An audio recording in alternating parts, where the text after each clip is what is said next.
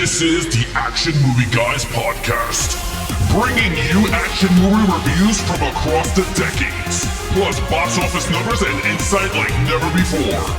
And now, your hosts of the Action Movie Guys podcast, Alex and Nate.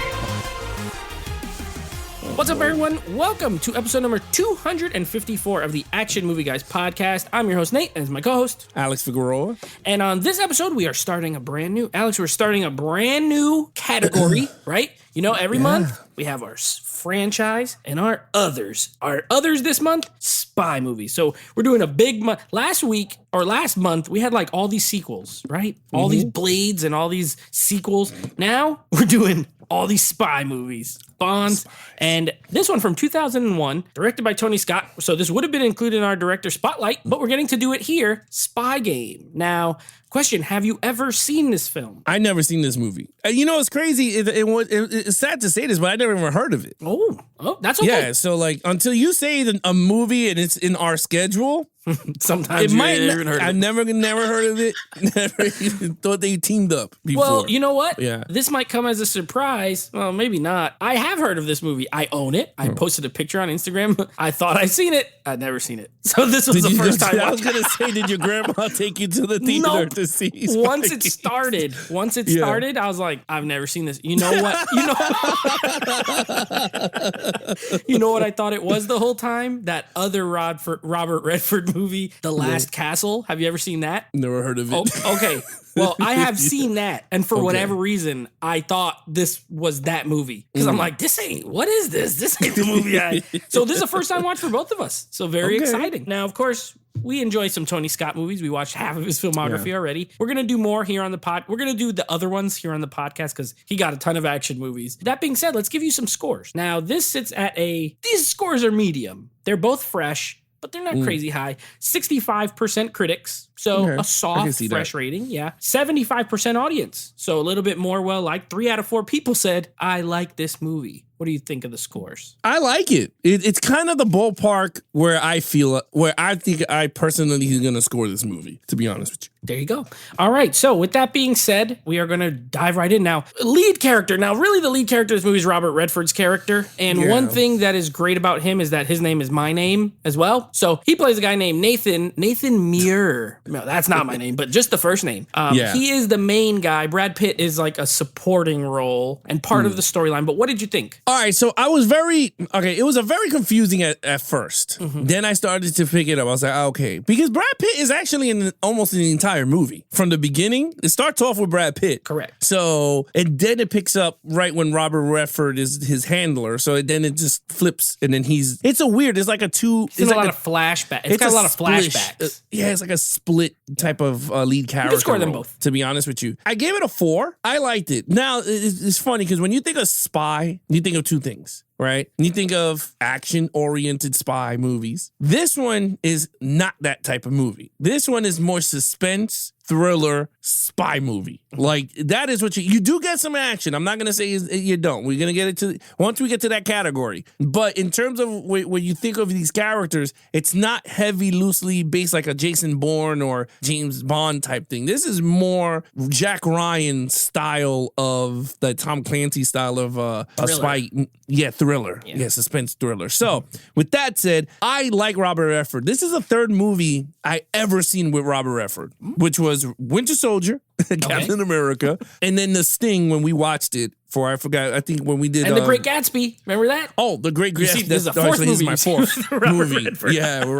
Yeah. So, and I like him. He has a charm to him. And it's weird. He reminds me of Harrison Ford. Like, older Harrison Ford, right? Like, he could play that Richard Kimball. He could play that Jack Ryan style of character. But I like him. He's pretty cool. He's very set his ways. He's a handler. They don't give you much history on him, but which I kind of like. He's just there's like a mystique about him, Robert Redford. Like, he is in the forefront, but it's mostly Brad Pitt that you're watching. But there's just something about him being the handler that's actually really cool, because I like that mystique about characters. I don't want to know his entire thing. When he talked about his 4 wives, we knew he was lying. Like, I was just like, but you know what? I ate it up. I was like, damn, this dude had 4 freaking wives, and then you find out that he only had one. Yeah. And I liked that. And I was like, you know what? That is pretty cool. And that's great storytelling. Because I was eating it up. I was like, man, this dude got divorced pretty quick for having 4 wives. So I liked it. Yeah. Between him and Brad Pitt, I think they had great chemistry with each other. To be honest with you, I thought they had really great chemistry with those characters. So anyway, other than that, I thought it was great. I have the same score as you. I have a 4. Even if I split it between the two, I'd give them each a 4. And there's the same thing holds them both back is I agree with you. You don't get a ton of backstory. Like you're just dropped into like a situation and then the story plays out in flashbacks intercut with current. And it's that kind of movie that moves quick. You know, this is not a character study that we're not here to really learn about these guys, but you get enough in their way they act. As far as Robert Redford, I agree. He is like, there's a reason he is like a Hollywood legend. And he's just like cool. He just seems cool. Even when he's old. Like I've seen him in a few other movies, Butch Cassidy and the Sundance Kid, and same thing. Like he's just like, man, that dude is cool. He got that charisma. Harrison Ford has it. You're right. You know, Robert Redford, I enjoy him, and he's funny. He has that like, he has like that snarky kind of witty. Yeah, witty dad. He's like a witty dad. You know what I mean? Like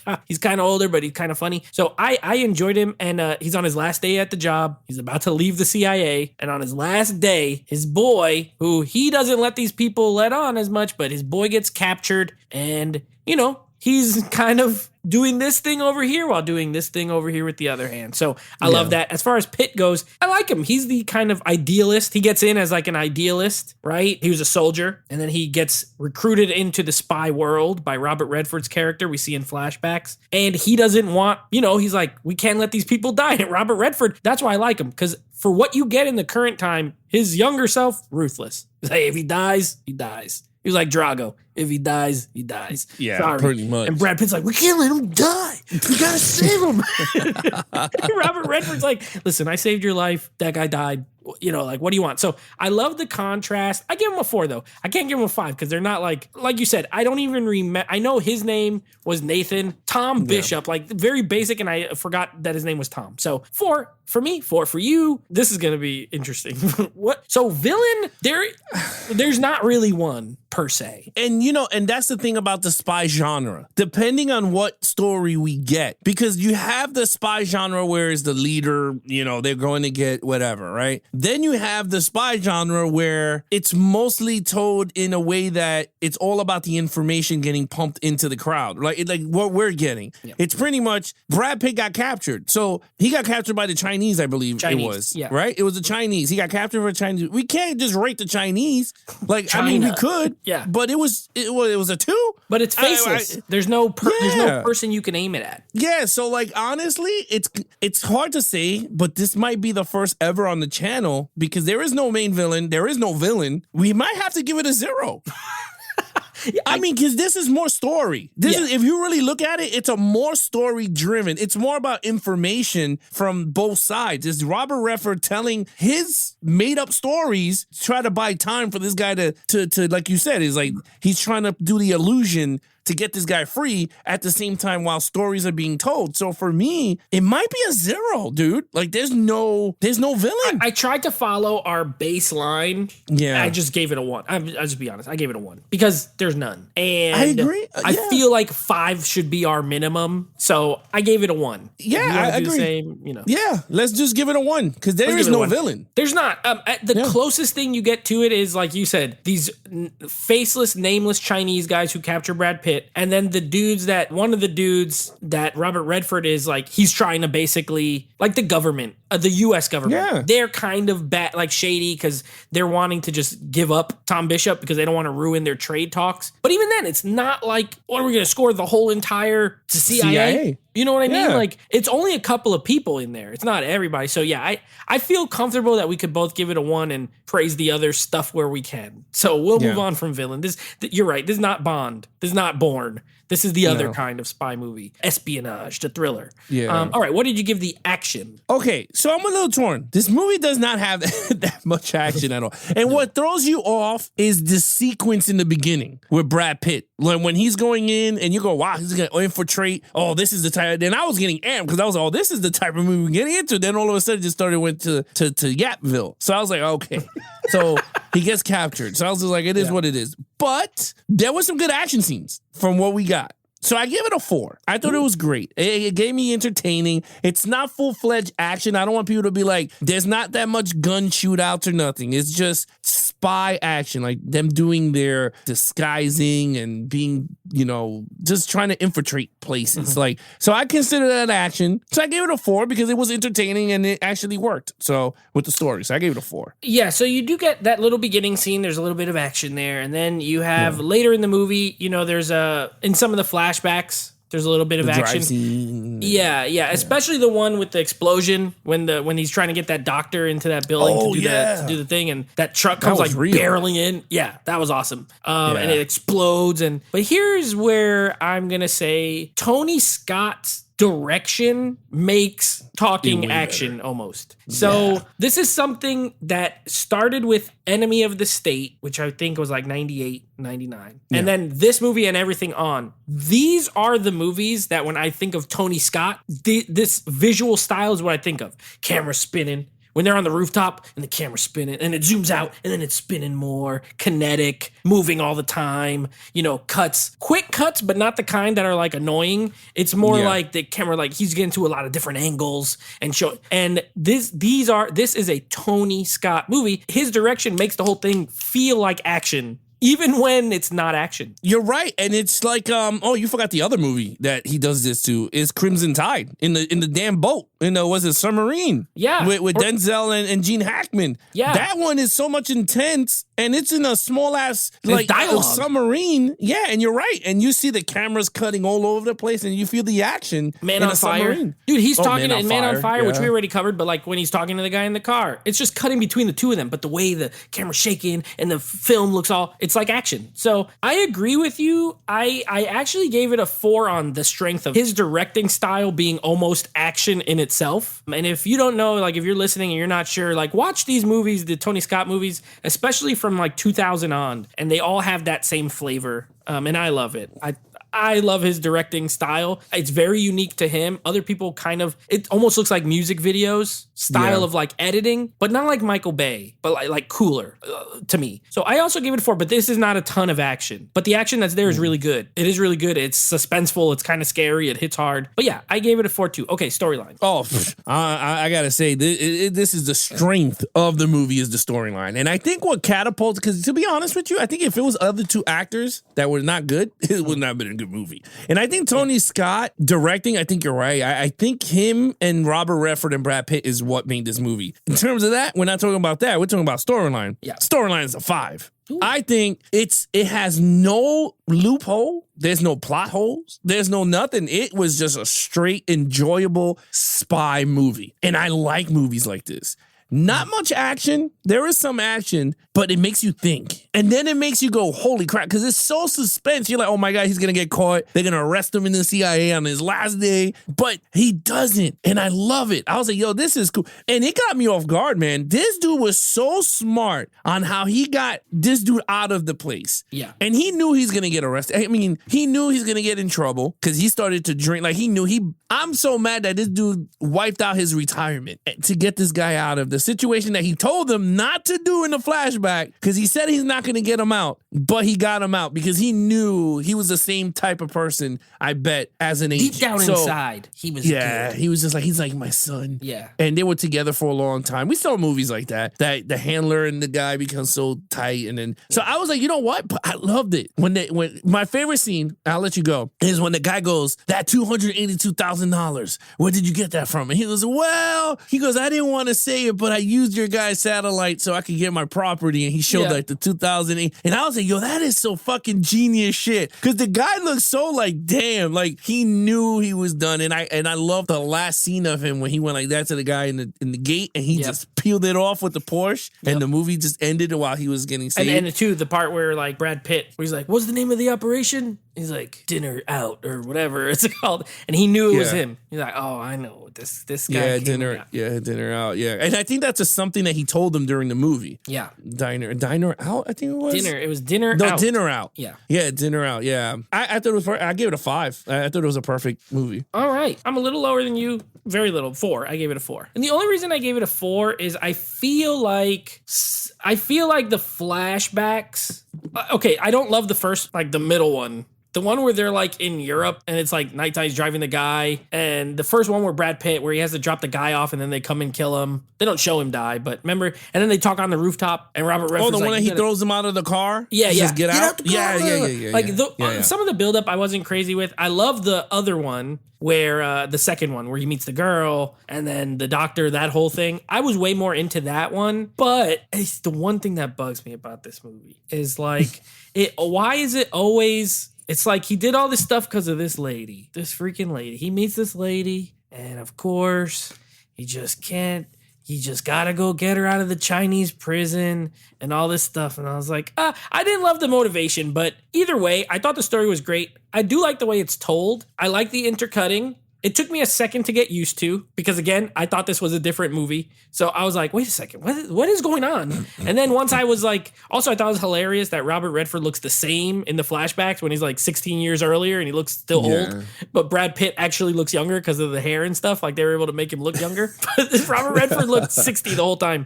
So yeah, that was kind of funny. And the present day stuff I didn't like as much as the overall flashback stuff. Yeah, I still thought it was good, well told. The acting is great. I agree with you. Without Brad Pitt and Robert Redford and Tony Scott, he's not the director that I would think of for a movie like this if you explained to me what it was. But I think it works. I think it ends up working really well. But those two got so much star power. Their acting is great. Both of them. Pitt is great. Redford is great. They're great together. I love the scene in the diner where he's like, I don't want to be the third wheel, but I'll sit down. And by the end of the conversation, he's like, run the woman off. He's like, did you know about this? Did you know about this? You know, you can't go back to England. Did you know that? Brad Pitt's like, come on, man.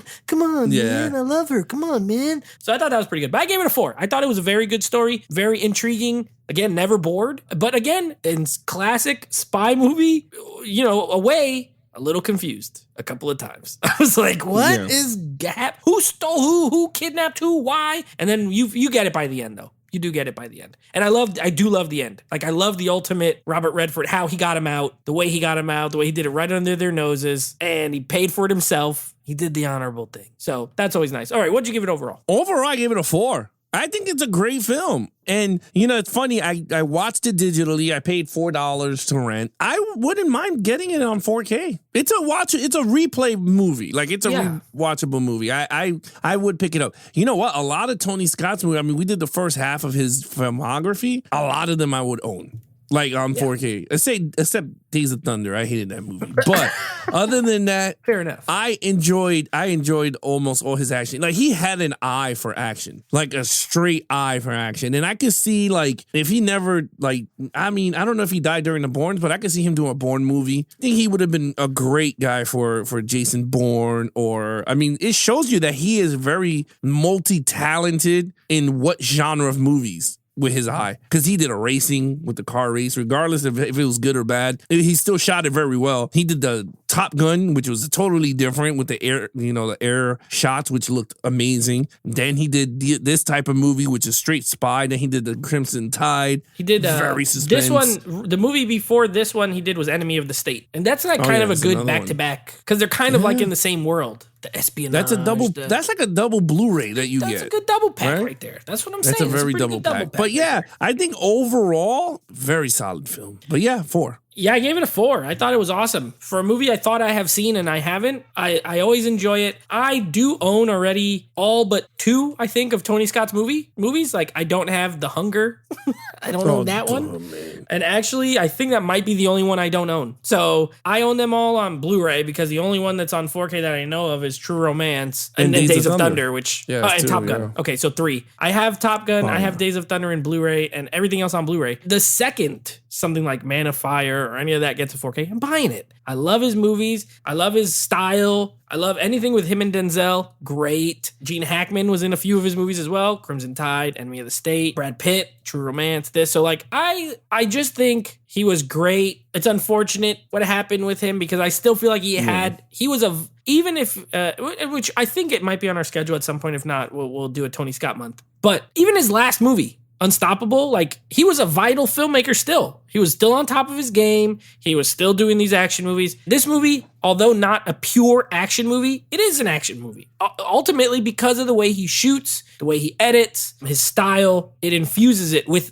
energy. So even if it's not pure action, they're very energetic, his movies. You know Yeah. what I mean? Except The Hunger. That was not energetic. But that was also like his first movie. So, you know, he learned a lot. And even that had a lot of style, but it was not what he became. So I gave it a 4. You gave it a 4. What's your total? My total point is a 18 out of a 25. I think it's a fantastic film, and I will definitely be picking this up on 4K whenever it comes out. Yeah, I gave it a 17. It's unfortunate that there's no villain, because if there was, this would have been in the 20s easily. I think so.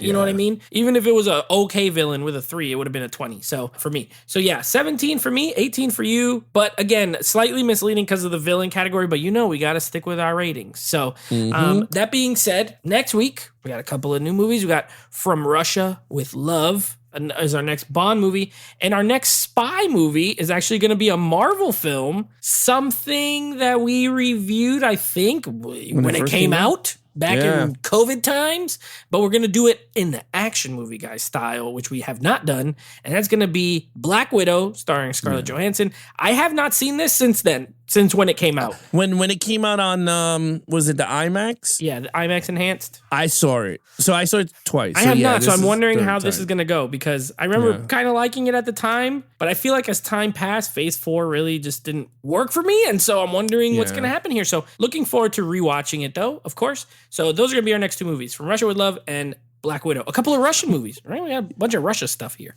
That's true. And then, well, the cool thing is that we're not seeing it in the lens of Phase 4. We're seeing it as a spy film. That's right. We got to take out the MCU.